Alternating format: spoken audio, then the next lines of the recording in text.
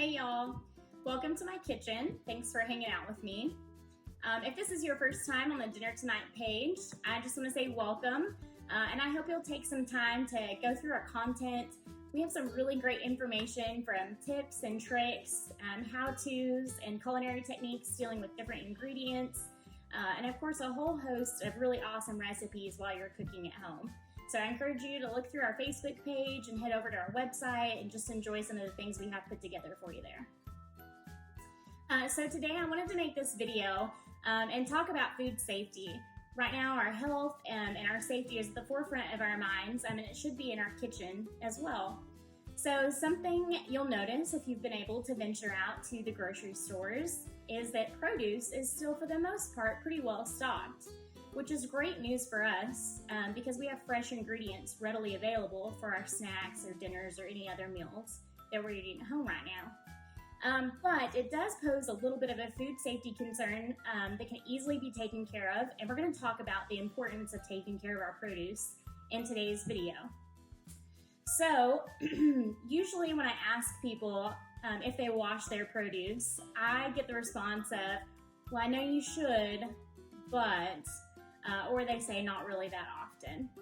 And I understand that when we're cooking at home, we're kind of going through the motions and trying to get that food out in a timely manner, or we're in the schedule in our heads. And while that makes great sense, I really do want to take a second and talk about being intentional and taking care of the food products that we have so that we can take care of our families. So I created this little demonstration for you so that hopefully the next time you go to grab produce, it'll be kind of stuck in your mind. Hey, I should wash this before I eat it or before I cut into it or cook with it or anything like that. So we're going to dive right into this. So what I have here is one whole apple that I just got from the grocery store. Of course, I've got my knife. And I've got, for the purpose of this video, it's food coloring. But we're going to use it as an example of germs. And every time there's a potential contamination opportunity for our produce to come into contact with, I'm going to give one drop of food coloring to our nice whole apple. So the first thing that we're going to talk about is maybe an environmental factor, right? So maybe the packaging or the storage container that our produce came into. For instance, like the cardboard box. Is that really clean before our produce goes into it? Has that box been reused? Or even think about when you're at the grocery store, how often do they clean and sanitize the baskets or containers that our produce is in before they restock it? So we're going to give one drop for kind of an environmental factor. So the next thing we're going to talk about is any potential film or coating that was put on our produce, whether it's for a preservative factor or to keep up with shine, or even think about the adhesive that is used to keep the produce stickers on there. So we're going to give one drop for that. And the next thing we're going to give a drop for, which really we maybe should be giving 20 drops for, is physical contact. So how often at the grocery store do you go to grab a piece of produce and pick it up and realize that it's bruised, or it's not ripe enough, or there's a cut in it, or something like that, and so you put it back down. Not only that, but when you go to grab something that's in bulk like that, inevitably other fingertips and portions of your hand or person are going to come into contact with pieces of produce that you don't take to buy.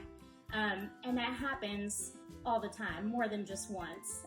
Not only that, but people walking by and sneezing and coughing or things like that. So just physical contact, we're going to give a drop for that. Like I said, we maybe should be giving 20 drops.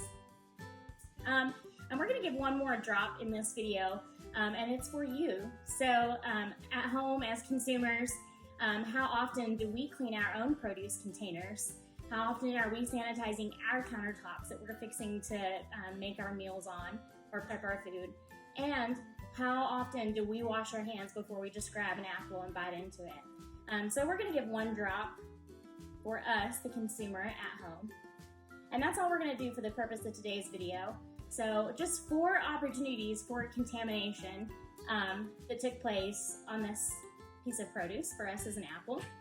And so one of my favorite things is when I ask if people wash their produce, they say, well, the germs are just on the outside. Okay, well, there might be some truth to that. But what I want to focus on is when we bite into a piece of a produce, like for us is an apple, or we drag our knife through it, we're actually breaking that outside barrier or the skin of that produce and dragging it through the meat of what we're about to eat. So we've got our nice little drops on here representing our germs. I'm going to take this knife and we're going to just slice through our apple so that we can have a nice snack for the day. And this is what your apple looks like. All that food coloring has been drugged through the inside of your apple. And so you think that the germs are just on the outside, but really by breaking that skin and breaking that barrier, you've exposed germs to exactly what you're fixing to be eating. So I hope that that really sticks in your mind the next time you consider washing produce. I hope that answer is yes. I'm going to take a couple of extra seconds and scrub and wash my produce. Not only that, but as home cooks, how often do we have a cooking utensil and we think, this was just used for produce, I'm going to keep it off to the side and use it throughout the course of cooking this meal. Hopefully the video picks this up semi-decent, but if you can see, there's still lots of food coloring juice on this knife right here. So I hope you guys can really think and be intentional about where germs are getting spread, and that we do our best and we do our part to make sure we clean and sanitize and try to get rid of as much germs and bacteria as we possibly can before we feed our families. All right, well that's what I got for you guys today. I hope you've kind of enjoyed that and maybe that's stuck in your mind. Feel free to share and pass along that information, and look forward to other videos and things coming soon on our page. Thanks guys.